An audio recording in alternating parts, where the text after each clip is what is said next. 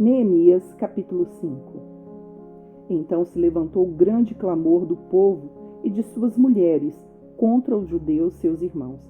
Porque havia os que diziam: somos muitos, nós, os nossos filhos e as nossas filhas. Precisamos conseguir trigo para que possamos comer e continuar vivos. Também houve os que diziam: nós tivemos de hipotecar as nossas terras, as nossas vinhas, as nossas casas, para conseguirmos trigo em meio a esta fome. Houve ainda os que diziam: pegamos dinheiro emprestado, até para pagar ao rei o tributo sobre as nossas terras e as nossas vinhas. Nós somos da mesma carne que os nossos compatriotas, e os nossos filhos são tão bons como os deles. No entanto, eis que sujeitamos os nossos filhos e as nossas filhas para serem escravos. Algumas de nossas filhas já estão reduzidas à escravidão. Não podemos fazer nada para evitar isso, pois os nossos campos e as nossas vinhas já são de outros. Fiquei muito irritado ao ouvir estas palavras e o clamor deles. Depois de ter pensado bem a respeito disso, repreendi os nobres e magistrados e lhes disse: vocês são exploradores, cada um para com seu irmão. E convoquei uma grande assembleia contra eles. Disse-lhes: nós, de acordo com as nossas posses, resgatamos os judeus, nossos compatriotas, que foram vendidos aos gentios. E agora vocês estão querendo vender os seus compatriotas para que tenhamos de comprá-los outra vez? Então eles se calaram e não acharam o que responder. Disse mais: não é bom o que vocês estão fazendo. Não é fato que vocês deviam andar no temor do nosso Deus para evitar a vergonha diante de nossos inimigos, os gentios? Também eu, os meus companheiros e os meus servos lhe demos dinheiro emprestado e trigo. Mas, por favor, vamos parar com esta exploração. Peço que hoje mesmo vocês lhes restituam as suas terras, as suas vinhas, os seus olivais e as suas casas, bem como a porcentagem do dinheiro do trigo, do vinho, do azeite que vocês exigiram deles. Eles responderam: vamos restituir e nada pediremos deles.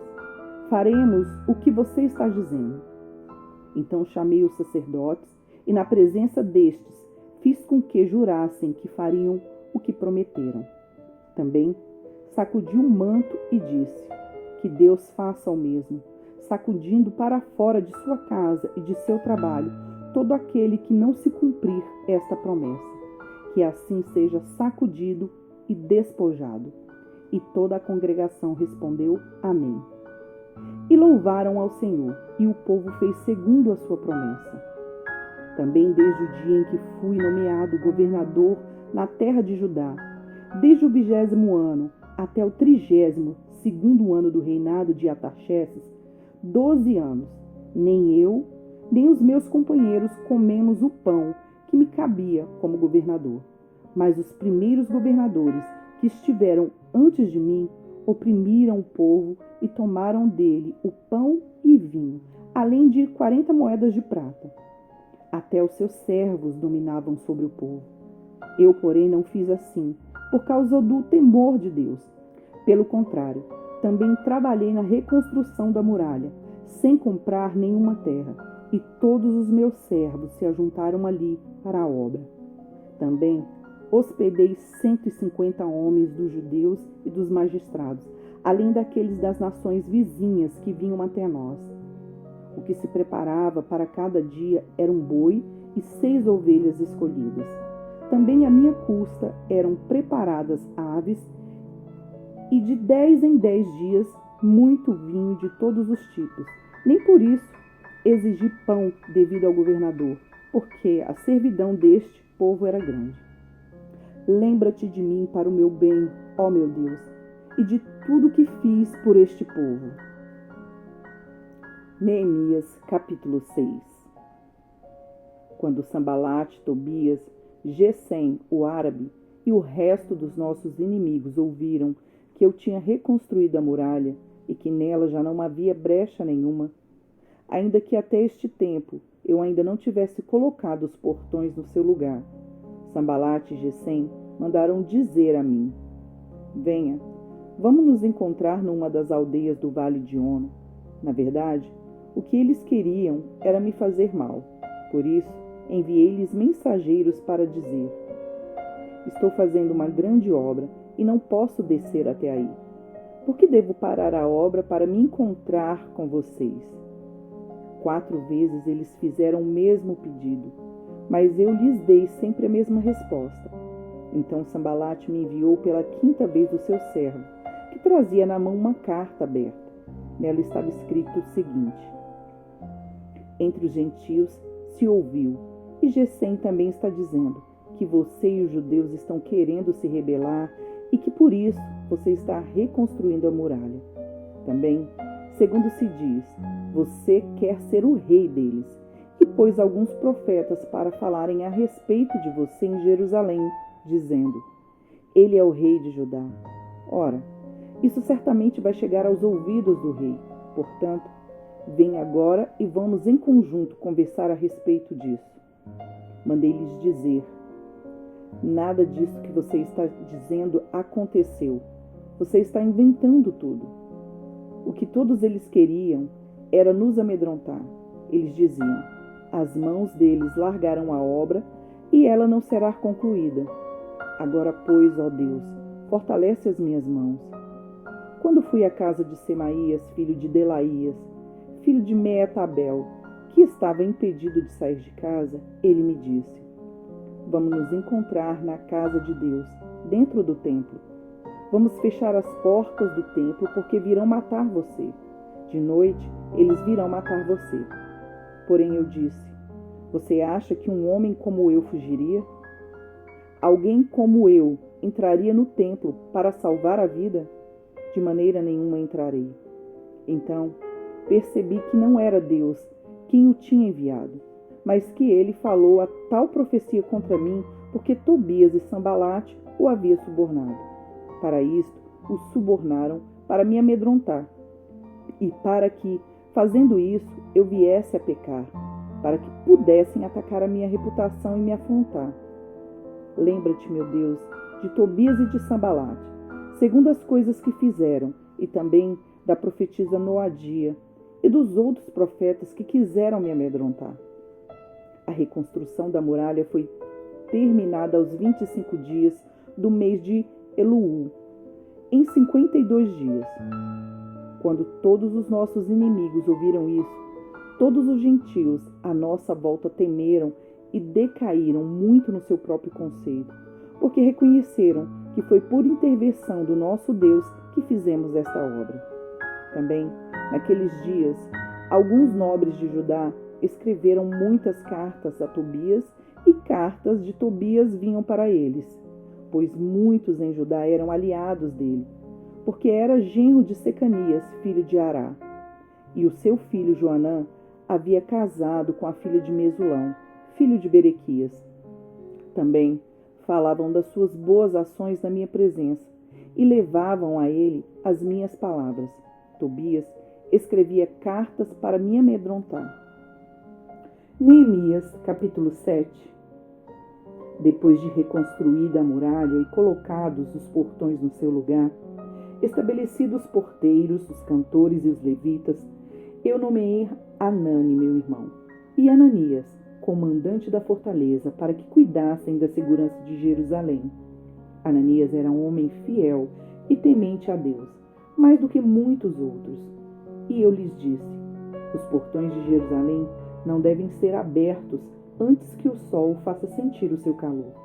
E os portões devem ser fechados e trancados enquanto os guardas ainda estão ali. Escolham guardas entre os moradores de Jerusalém, alguns para que fiquem nos postos de guarda e outros para quem fique em frente das suas próprias casas.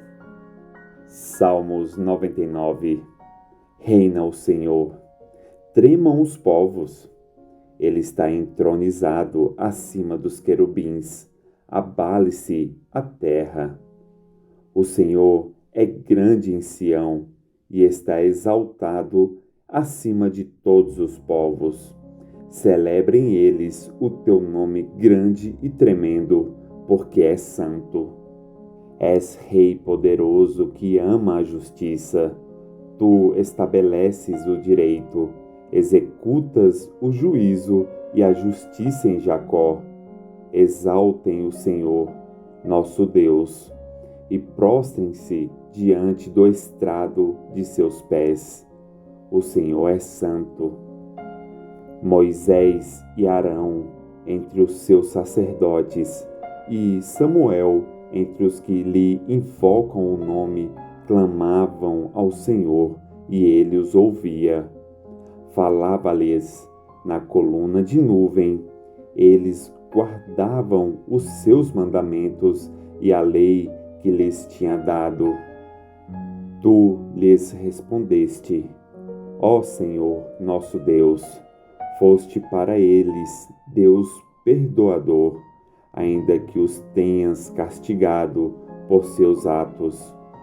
Exaltem o Senhor, nosso Deus, e prostrem-se diante do seu santo monte, porque santo é o Senhor, nosso Deus. Apocalipse, capítulo 4. Depois dessas coisas, olhei, e eis que havia uma porta aberta no céu.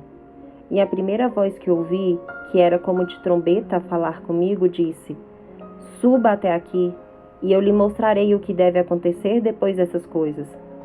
Imediatamente eu me achei no espírito, e eis que havia um trono armado no céu, e alguém estava sentado no trono.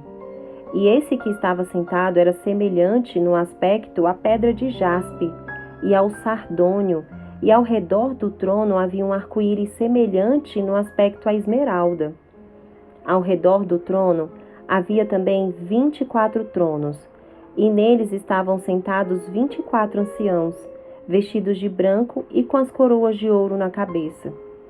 Do trono saíam relâmpagos, vozes e trovões, e diante do trono estavam acesas 7 tochas de fogo, que são os 7 Espíritos de Deus. Diante do trono havia algo como um mar de vidro, semelhante ao cristal. No meio do trono e à volta do trono havia também 4 seres viventes cheios de olhos por diante e por detrás. O primeiro ser vivente era semelhante a um leão, e o segundo era semelhante a um novilho.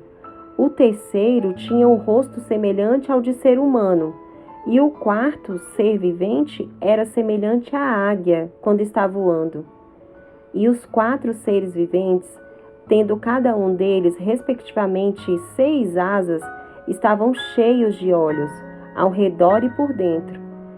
Não tinham descanso, nem de dia, nem de noite, proclamando: Santo, Santo, Santo é o Senhor Deus, o Todo-Poderoso, aquele que era, que é e que há de vir. Sempre que esses seres viventes davam glória, honra e ações de graças ao que está sentado no trono, ao que vive para todo sempre, os 24 anciãos se prostravam diante daquele que está sentado no trono, adoravam o que vive para todo sempre e depositavam as suas coroas diante do trono, proclamando: Tu és digno, Senhor e Deus nosso, de receber a glória, a honra e o poder, porque criaste todas as coisas e por tua vontade elas vieram a existir e foram criadas. Curta, Comente e compartilhe.